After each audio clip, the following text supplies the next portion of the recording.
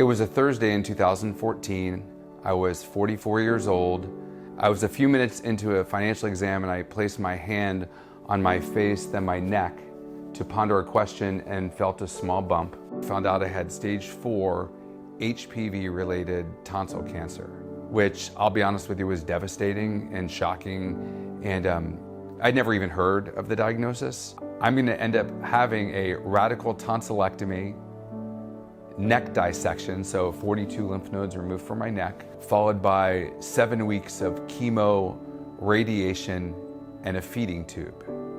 When you have to prepare to have radiation, you have to lay on a table, they have to fit a mask very securely to your face during the process, so you have to get molded basically for this mask.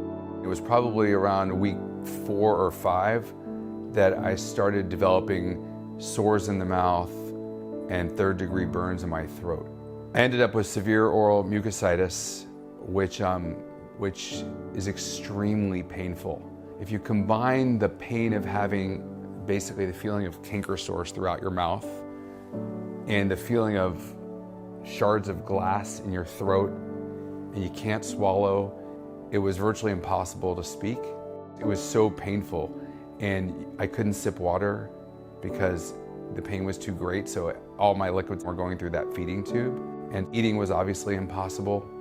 The sores in my mouth were excruciatingly painful. It would feel like someone was pouring alcohol into an open wound, so I tried keeping my mouth closed so I wouldn't feel that pain.